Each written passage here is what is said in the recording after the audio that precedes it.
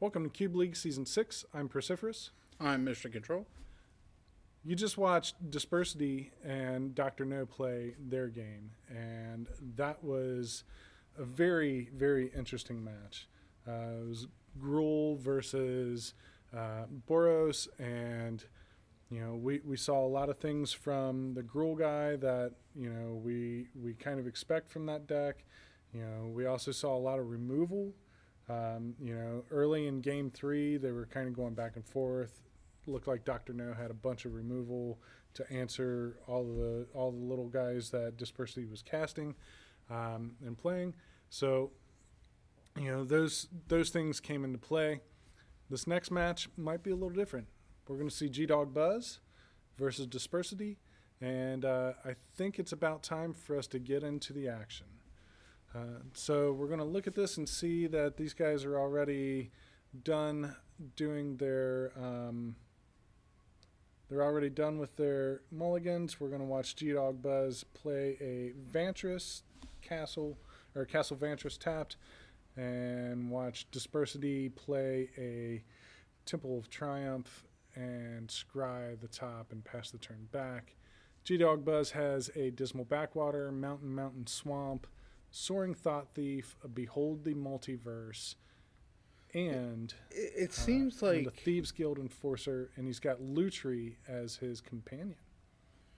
it seems like he's in a weird Tamir mill, maybe, with the rogues. It's more like a Grixis. I'm thinking it's definitely Grixis. He's got mountains in his hand. I'm still blown away how some of these people can be in red.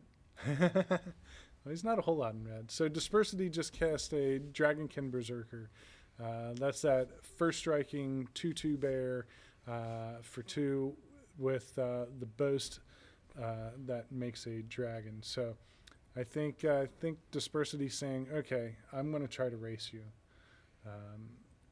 So looks like we're going to get Thieves Guild Enforcer flashed in. Dispersity's going to mill 2.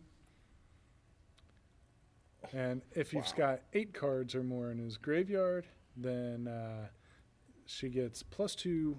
And she gets +2/+2, and she will be given Death Touch. Death Touch. GDawgbuzz just drew a Spark Hunter Masticore. Doesn't seem very relevant in this match at this point. He's going to play the Dismal Backwater, gain a life. He's going to keep up Soaring Thought Thief. The one thing to mention is Soaring Thought Thief does have Flash. Yeah. So you don't have to play it. You can make it look like you're just a little control player. Yep. But he's going to go ahead and cast it on his turn, trigger, get the mill 2, and then he's going to attack. Maybe he doesn't see that Dragonkin Berserker has first strike, and maybe he thought that he had more cards in his graveyard. So there he is telling him, oh, this has got first strike, and your Thieves Guild Enforcer is going to die. I have 1, 2, 3, 4, 5, 6 cards in my graveyard, and this has first strike. That was an interesting attack. I don't think he meant to attack there. Yeah. It's going to be interesting to see how he can navigate his way through. And now we see him all the Skyclaves, so now his flyer is met with another flyer. So. And he says, my flyer has first strike. Yes.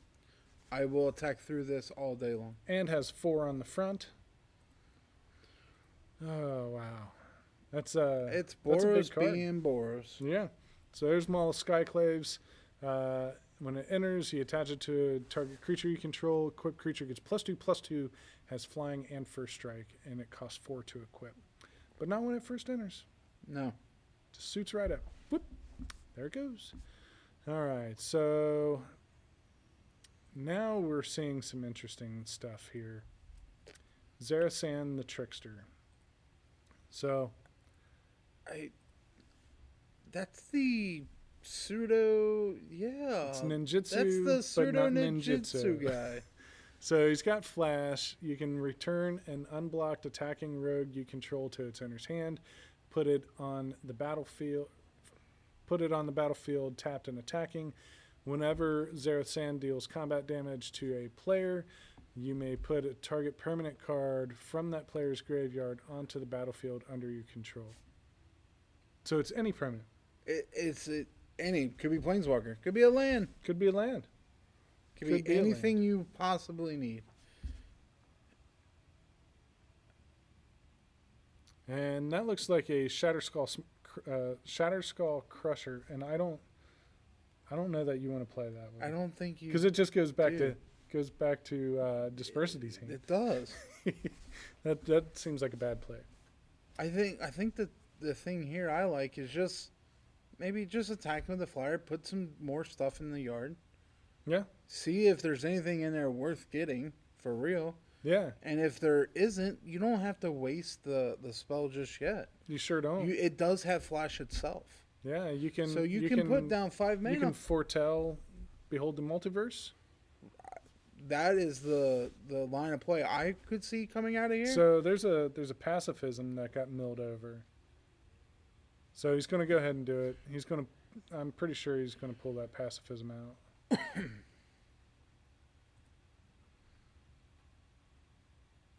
And pacifism's going to target. Yeah. That is the Dragonkin. That was a pretty good. That was a pretty good. I mean, he definitely saw like, hey, this answers that, and I don't have to pay nothing sure for does. that. Sure does. So Dispersity's got a Zerta in his hand. Seasoned Hallowblade, just drew a Torbrand. He's got some lands, and I think maybe the play here might be just go ahead and put the Triome down, or the Windscarred Crag, gain your life, and looks like he's going to go with the Seasoned Hallowblade. The Seasoned Hallowblade is definitely like. I mean, it's a blocker. Ultimate blocker, I guess. It's a blocker. You can discard a card and keep stuff up. I mean, he did draw, Torben, so that could be an easy. I'm going to just throw this card. It does. I mean, it is. He does 4. play the Windscarred Crag to gain a life, so it kind of keeps him up there a little bit. All right, so. Looks like a Scorching Dragonfire, maybe? And if it is a Scorching Dragonfire, wow. I mean, it could be an answer to the deals 3 damage, target creature or planeswalker. If that creature or planeswalker would die this turn, exile it instead. He doesn't get the chance to say I'm indestructible, maybe? I don't know how that interaction works together. It would die and not exile because it's indestructible? So I do believe that's how it would work. It says discard a card, tap it. It gains indestructible until end of turn. Yeah, so it'll probably just tap.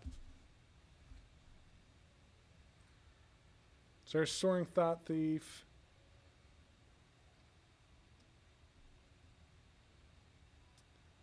I think he's really thinking hard here. I bet he's wishing he didn't do that one attack. I bet he is too. Because how good is that? Like you played 2 more rogues just again. Right? That's 4 more cards. Yeah. It's 4 more cards, and there's some more cards. Kargan says I got a block. Yeah. You can't keep taking stuff out of my graveyard. I got a block here. So he's going to discard a card, and I think right now what he's going to do is he's going to. Now see what I like about GDawgbuzz is he is putting the discard effect on the stack. I would have maybe shot off to get another card. So he's going to. So he just let it happen and cast a Spark Hunter Manticore. He's got to discard a card from his hand here. So when it enters, it's almost like Manticore. Yeah, it's protection from planeswalkers. And it can shoot things like planeswalkers. So he gets rid of the Scorching Dragonfire and keeps the Foretell card in his hand. We're going to see Zerta come down, and he's got 2 white mana open. He's going to equip. It says, oh, by the way, I now fly. This stuff is cheaper. Yep. You probably should have not discarded the other card. Yeah, GDawgbuzz is not being super rewarded here. Like, it was good that he got the Zareth San out and was able to get the pacifism out. But it seems like he's definitely slowed down a little bit. Yeah, he's gonna have to start pumping the brakes. He probably should have used that removal spell in response to.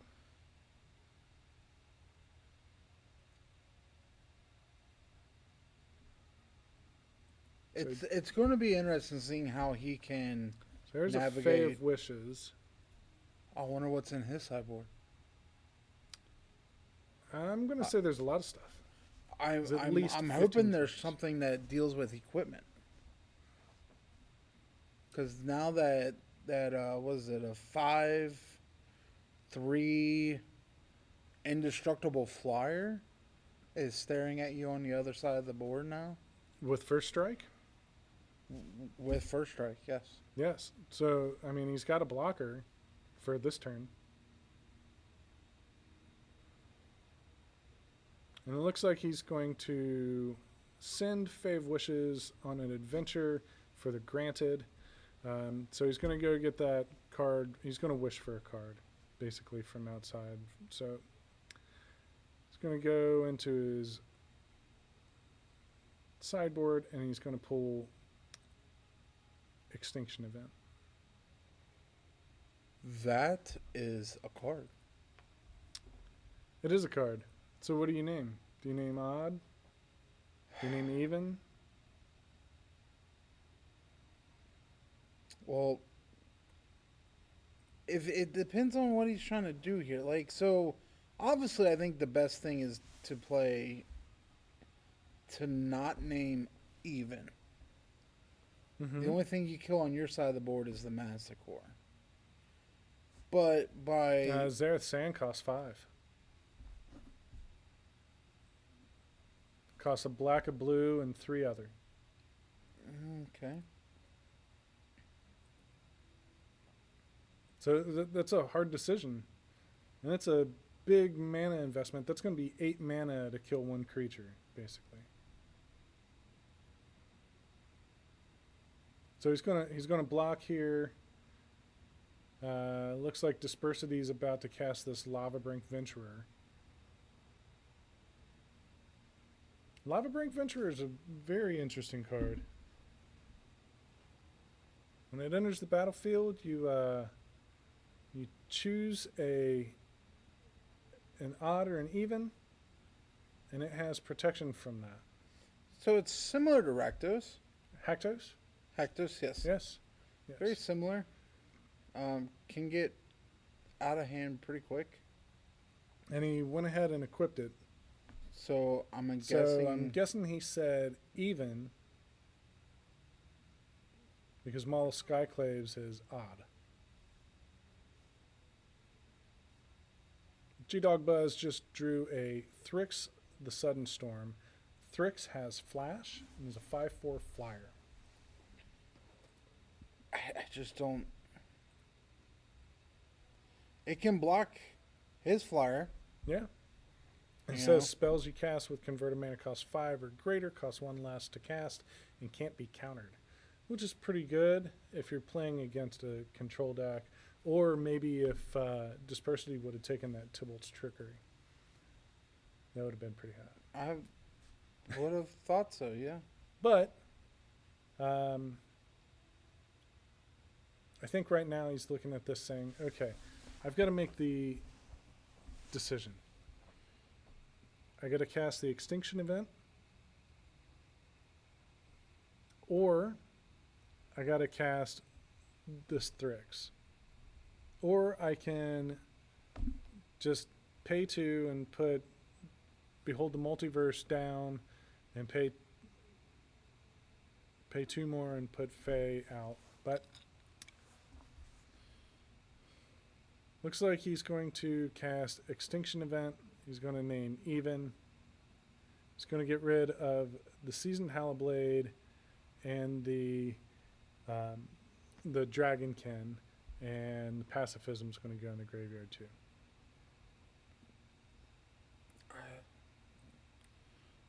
I think I would have named Odd. That would have been a complete board wipe. Plus, you would have got a.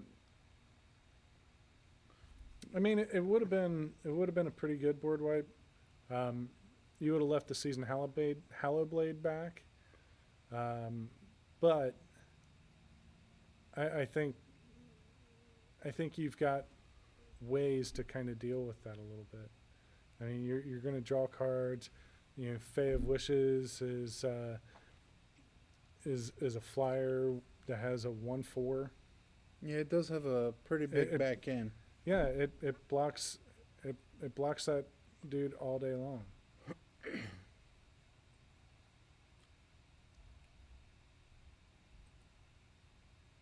Right now it looks like Dispersity is in the tank, trying to figure out what he wants to cast here. He's looking at this board state and he's going, you know, things have gotten a bit out of control. He's going to cast Torbrand, Thane of the Red Fell. That was his pack 1 pick 1. It's a 2/4.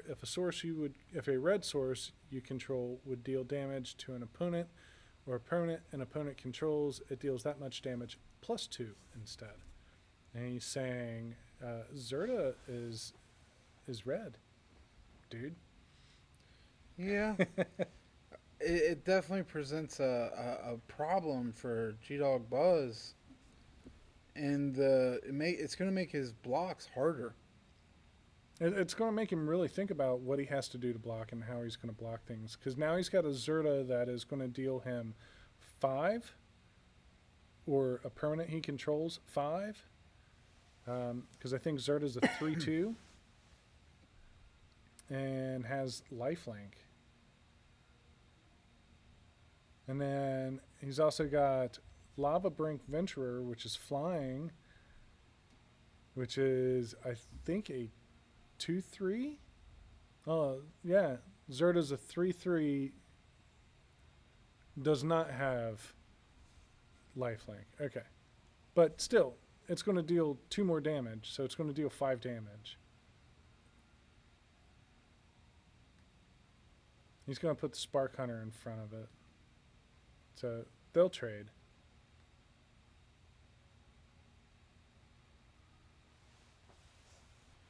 Yeah. They'll trade. He takes damage from the Lava Brink Venturer. Dispersity plays land, passes. GDawgbuzz is in dire need of a land here. Well, he just drew a land, but it's a scry land.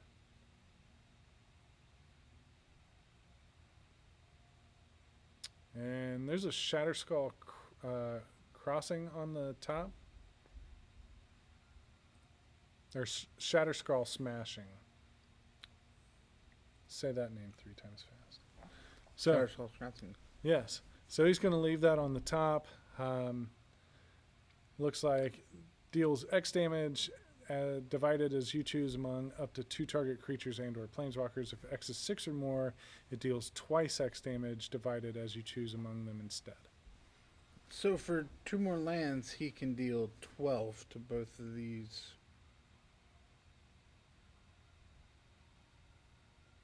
Divided. He can deal enough damage to kill him. But I think Lava Brink is protection from even converted mana costs.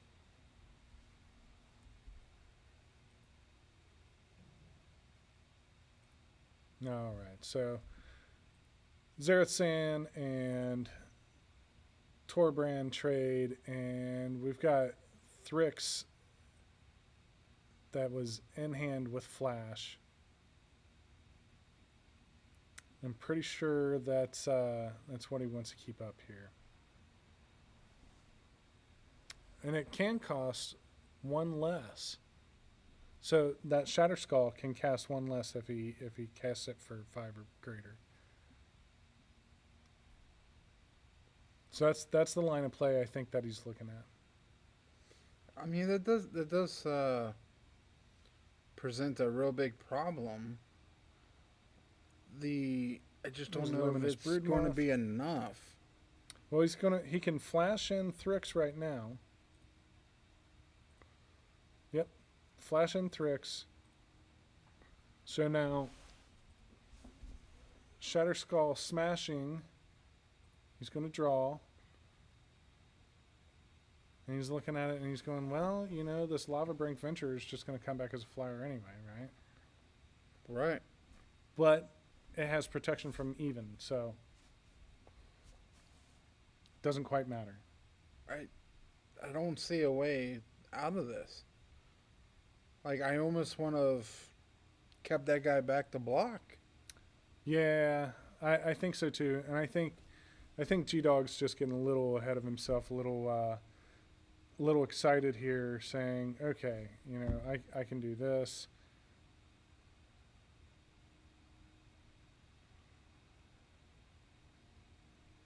And it's interesting because I think he's thinking, well, if I attack here, maybe I can show that I have ways of answering what you have in play.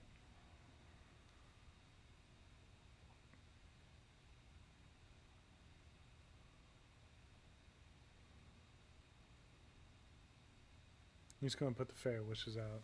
Fey Wishes is going to block for him. Blocks a turn, right? Yep.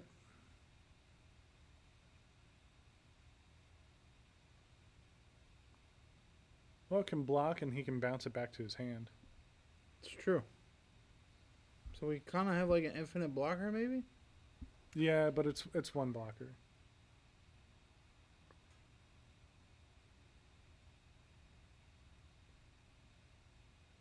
So Dispersity just drew an Elspeth.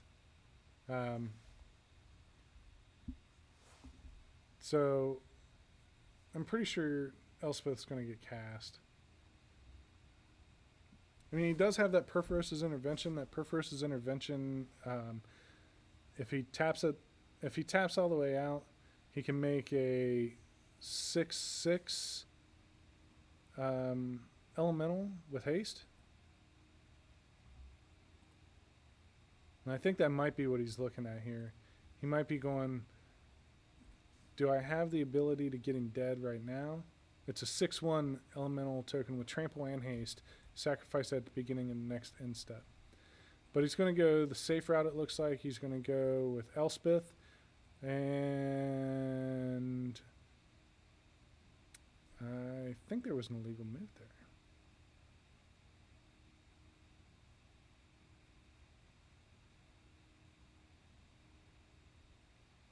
Yeah, because he just target. He just minus Elspeth and targeted Luminous Broodmoth and Lava Brink, and shouldn't have been able to. And then he just told GDawgbuzz that you can't block this because it's pro even. Right. And the Elspeth clearly targets. Yeah, it sure does. Well, that puts us in a quandary, doesn't it? So, for the most part, let's talk about the match.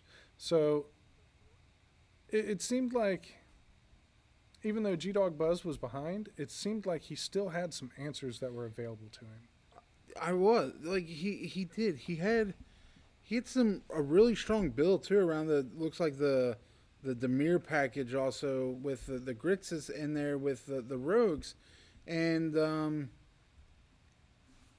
it can come out of nowhere. It seems like. It seems like it can. It seems like it was a pretty strong deck. He had some, some key plays that he probably wish he would have done differently.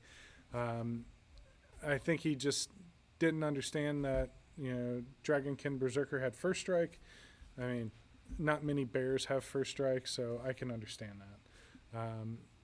But you still got to know your board presence when you're getting ready to swing, especially on that. Plus, he also, I think he also thought that he had more creatures in his graveyard. I think he did too. I think he Dispersity had more creatures in his or more cards in his graveyard, I should say. So I think that was kind of line of thought that he was having there. I think Dispersity's deck was keeping up pretty well. It kept putting out threat after threat after threat. I think the big thing of that deck was just him getting all of that stuff out and going. It looked like there was a couple of times where he might have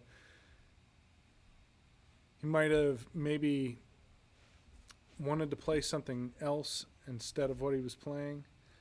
And Dispersity had a lot of options. He really yeah. did, and he didn't have a clear cut line like I need to do this to get to here to get to he here. had a lot of choices to make. He really did. That Perforos's Intervention is a strong card, and he could have went either way with that. I think he was looking at that card trying to win the game that turn. Yeah. And I think with GDawgbuzz being at 7, it puts him at a position where he has to block something. So if you cast that and you cast or if you have the Broodmoth out, I mean, it just goes. All right, looks like we're getting back into the games here. Everything's been... he played his land and put it back up. So he's playing a Temple of Deceit. GDawgbuzz is. He's going to scry the top. Looks like they went straight into it this time, which is quite all right. Who likes to watch shuffling? Not many. So GDawgbuzz has got a Ragran Triome, and unsubstantiate a Battle of Frost and Fire, which that could be a strong card. Zagros, Thief of Heartbeats, Behold the Multiverse, and a Sublime Epiphany in hand. And he's got all these cards that cost a lot of mana, and I think that's what he's trying to look at right now is, okay, I put this Scryland down, and I need to find a land. So if it's not a land, I don't think you keep. If right? It's not a land, it's got to be a land on top. It's got to be a land on top. Because I mean, we know that Dispersity deck can just come out of nowhere and end the game quick. So sure can. So it was a land. He drew a mountain, played the Ragran Triome, passed turn to Dispersity. Dispersity plays his second land for turn and passes. Wow. GDawgbuzz looks like he drew a swamp, and he's got a little decision to make. Yeah, we'll play the swamp, and I think you play the Foretell. Yeah, that seems correct here. Yeah. Play the Foretell, set yourself up a turn 2 later. Dispersity isn't showing you major threats right now. You know his deck is fast, and he's not showing you anything out of the gate. So there's a Crawling Barrens, it looks like. So we've got a Mountain, Lavabrink Venturer, Torbran, Basri's Lieutenant, Perforos's Intervention, Shatterskull Charger, a Plains, and a Crawling Barrens. So he's going to go with the Lavabrink. Wonder what he names here. Probably Otter even, I would say. Yeah, I bet it's going to be... It could be even or odd. Yeah? Okay. Storm's Wrath. I think you just wrath that thing away. It's a lot of mana to get rid of just one creature, but... It's a hard choice here.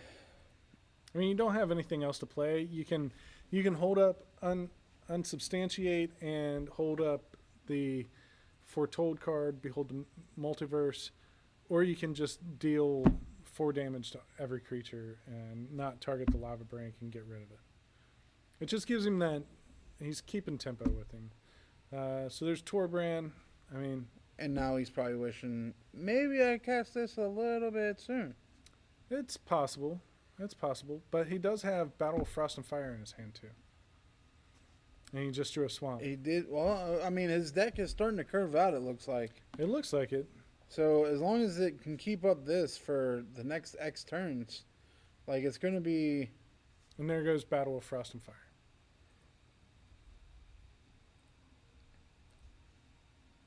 And Battle of Frost and Fire is going to deal 4 damage to each non-giant creature and each planeswalker, and Torbran is now gone. Again, keeping that same kind of tempo with him.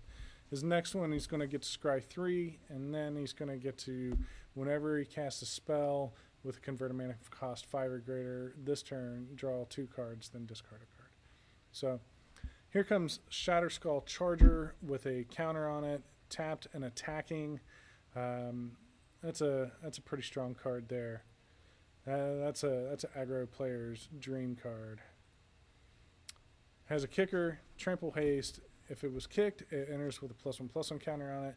At the beginning of your end step, if it has no +1/+1 counters on it, you return it to its owner's hand. And it's a 4/3, now a 5/4.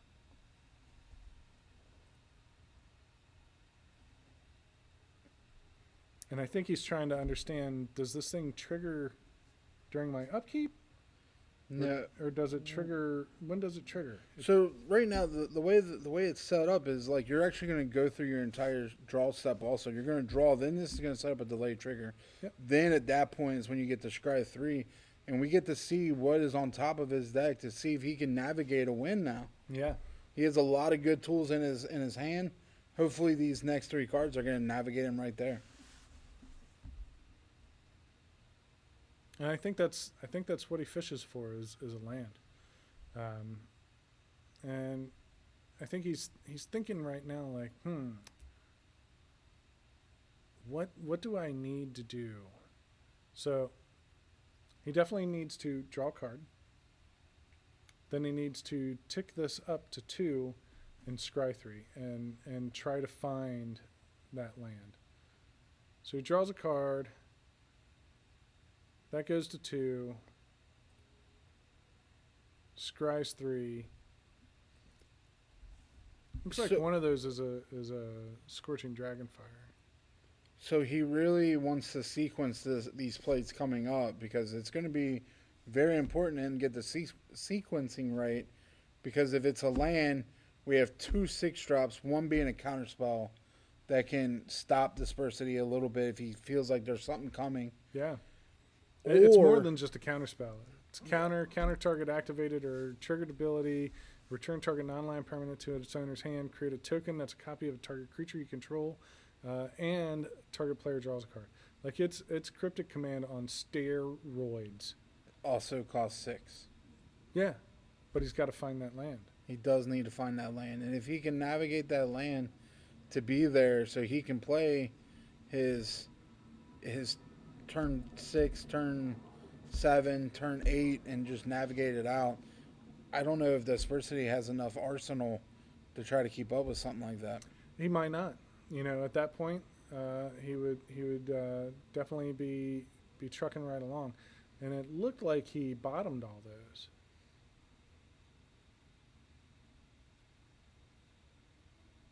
And he's got a sure-footed Infiltrator in his hand. It's another rogue. It is another rogue. I think the line of play I'm seeing is you're gonna use your Foretell card. It's gonna dig you another 2 cards. So you basically in this one turn, went scry 5. Yes. Now we get to draw 2 cards, and maybe one of them is going to be a land, and he can play out one of his other spells that costs 4. Absolutely. I think with that unsubstantiate in his hand, he's thinking, okay, I can do this and I can do that. We're going to see a land get played, Bajori's Lieutenant.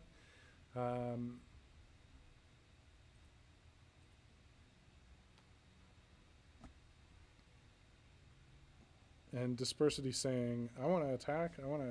Does this resolve? And he's saying, wait a minute, can I read that thing? I think I think unsubstantiate would be the answer here. Unsubstantiate would have to be what you would play in this situation. I think so. I think you unsubstantiate, and then you give him back priority, let him go to combat, and then foretell. I think so too. And find that land and Yes. probably cast Zagreus at that point. It's going to be hard to deal with at that point. He's going to be setting himself up to go down the road. But maybe you just hold up Sublime Epiphany. So unsubstantiate is going to bounce this. So it's going to bounce the charger. He's thinking, man, I could cast Lutri right now. And no, you can't. You got to pay the companion tax. That's something that they've changed. It was. It got a little too out of hand too quick. End of turn, there goes the Behold the Multiverse. There's land that he needs right there. So he's looking at a land and another card, and then he's going to decide where he wants to put this. So he's going to scry 2, draw 2. It's a total of 4 mana, which is what it cost originally, but you can separate it and pay it in 2 monthly installments. Or 6 monthly installments, whatever you need Whatever the card. you need. The foretell mechanics are absolutely so it should be nice. It should be you can pay for it over 2 turnly installments. There you go. I like that. All right. So he bottoms 1, keeps 1. He puts that mountain in his hand. He's going to untap, draw a card. Yeah, Stormfist Crusader. He's going to draw a card. The Battle of Frost and Ice, or Frost and Fire, is going to go off. The next time he casts a spell with converted mana cost 5 or greater this turn, he gets to draw 2 cards and discard a card. So he drew Zara Sand there. Plays his land, plays his mountain. Zagos has to be the. I think it is Zagreus. I think so. The problem with this, though, is that Basri's Lieutenant is protection from multicolor. It is. It certainly is. But having Sublime Epiphany up next turn to make a copy of Zagos and to draw a card and to return, like, Yeah. it just seems. So Zagreus gets played. Zagreus, this spell costs 1 less to cast for each creature in your party. Flying, Death Touch, Haste. Other creatures you control have Death Touch. Whenever a creature you control deals combat damage to a player, destroy that planeswalker.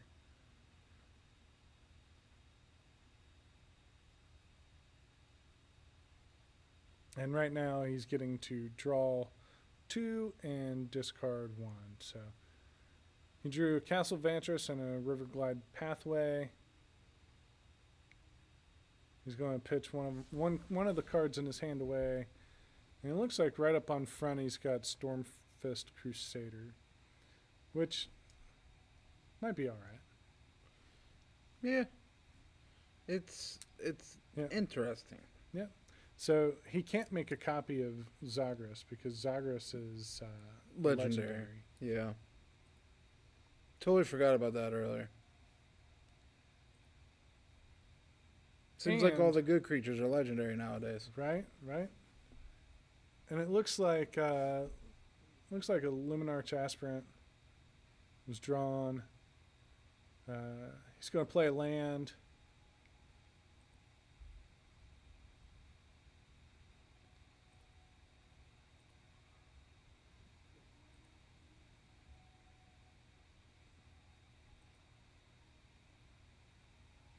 Yeah, I think the Soul Seer, I think he's going to say, you know what? I see your Death Toucher dude out there. I'm gonna Soul Sear him while I've got the time, while I've got the ability to do so. Yeah, so that's gonna open him up to get back control of the game in not a necessarily a control aspect, but be able to just come back to aggro and start getting back in there. Yep. So there goes the Soul Sear. 5 damage to target creature or planeswalker. It loses indestructible until end of turn. There's Luminarch Aspirant. He's going to go to combat. He's going to put a counter on it. He's going to swing. He's going to tap and swing with his Vigilant creature. And now he's put the pressure right back on the GDawg. Yeah, absolutely. GDawg just drew a land. He's going to look at his cards and mull over his things here.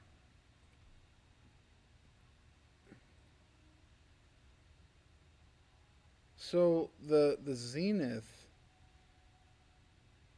Zareth San, the trickster, yeah. Yeah, so I like playing this to try to maybe block a turn. It can only block one creature. It can only block the Aspirant. True, but the problem is the Aspirant is going to keep getting bigger. But he's not going to swing with the Aspirant. He's not, but eventually you might be able to get him to where you can kill the Aspirant or kill another creature to maybe get back some of these other cards that he's already played. Yeah. I still don't think that's the play. I think right here he's looking at seeing this Shatterskull Smasher come down again, or Charger come down again, and he's got haste and trample. So we're going to see Sublime Epiphany come in. It's going to get countered. We have a whole box of text to read on this. Oh, yeah. Counter target spell, counter target activated or triggered ability, return target non-land permanent to its owner's hand, create a token that's a copy of target creature you control, and target player draws a card. So he's going to put Basri's Lieutenant back in his hand. He's going to counter the Shatterskull Charger. Basri's Lieutenant's going to get cast again and get another counter put on it. Oh, no, he's going to put the counter on the Luminarch Aspirant, or Luminarch. And then he's going to go to combat and put a counter on.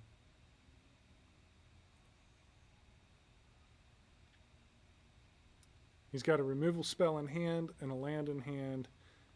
And let's see what we get for GDawg here.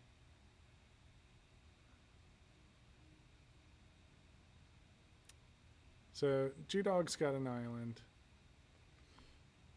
It's very interesting. His deck is starting to flood a little bit here. He had, you had to put almost 4 cards on the bottom of his deck just so you could get that 6th land.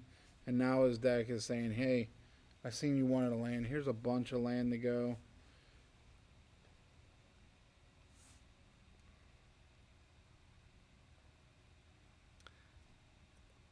I'm looking at this and saying, okay, he's got a sure-footed infiltrator that he can put on the battlefield.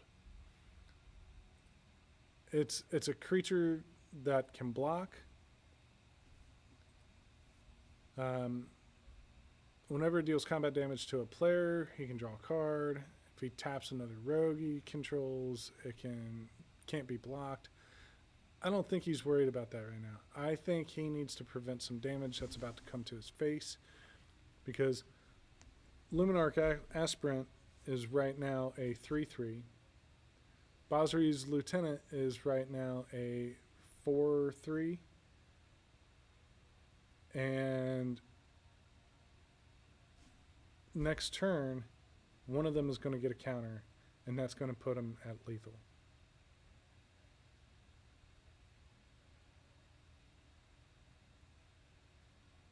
So he puts Lutri in his hand.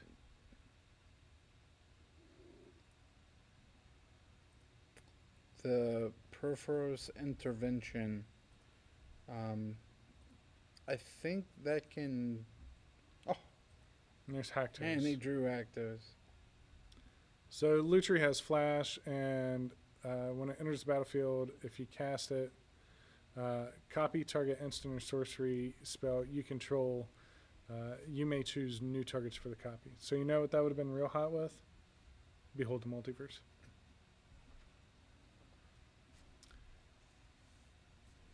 So there it is. We have lethal on the battlefield swinging. He's going to flash in Zareth San the Trickster. He's going to block the Aspirant. Go to 3. Dispersity is going to create a 2/2 Vigilant Knight.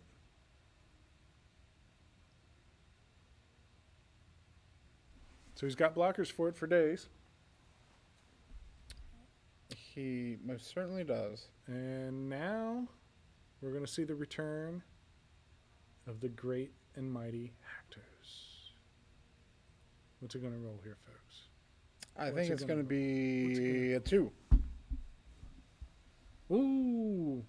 Protection from everything other than 2. That's pretty good. Yeah. It'd be really good if GDawgbuzz drew a 2-mana kill spell right here, but I think he drew a Dismal Backwater. It's a lot of land. It's He's a whole lot of seeing land. a lot of land. He's seeing all of his He's land. definitely being flooded. Yeah. I mean, there's good news here.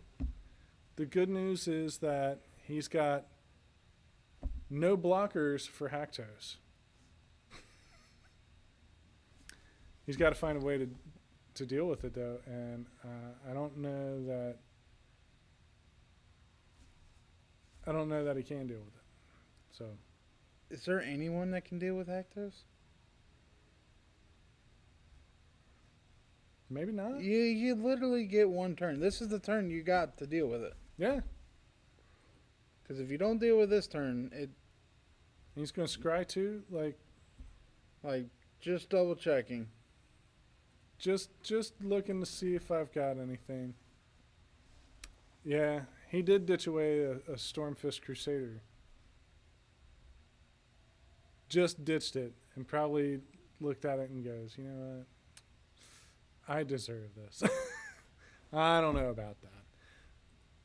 I think this was a hard-fought match. And he's going to scoop it up. So Dispersity goes 2-0 here. Wins his matches for this one. He also won his matches for the night. And that definitely helped him out a lot. Helped him and his teammate out a lot. So I think between him and his teammate and how they played tonight, they ended up going 4-0. They ended up winning all of their matches. Wow. And that is going to put them at 8 points for the night. That's the Dispersity's deck is hands down. Like we saw, like he kind of fumbled in game 1 against Dr. No. Dr. No. He stumbled in game 1 against Dr. No. He stumbled there, and then he said, "You know what? I got some cards I can bring in," and then brought them in and ran them clean. Yeah. And then against this, unfortunately, GDawg, you did make him. The attack on game 1 was a little questionable. Yeah. Maybe he was hoping maybe he wouldn't block because he had a combat trick or something. But his deck came out of the blue, out of the water too. Just started milling, and then next thing you know, he's bringing back stuff. Yeah. And definitely made Dispersity have to work for this win. Absolutely. I don't think either of those two matches were very easy. No, not they at weren't. all. They weren't pushover matches. I think the matchups were really good. I liked what I saw out of the standard cube, it was pretty fun. Being able to see these different archetypes really come to life like this. Some of the archetypes that we just talked about, in our pregame show. So a couple other updates that we just found out about. The other match that was going on between Can't Stop, Won't Stop and YYY, that match just wrapped up, and Can't Stop, Won't Stop couldn't stop, wouldn't stop. And they went 4-0 also. Oh, wow. So they got 8 points also. So we have 2 teams on week 1 that cleaned up shop and went 4-0 and 4-0. I think that's a first in our Cube League on week 1. Week 1, 2 4-0s. Yeah. It's pretty strong. That's a statement from the other team. It is. And now the 2 teams that got 0 forward, they're looking at each other and saying, okay, now it's time for us to smash. So we'll catch them next week and see what they do next week.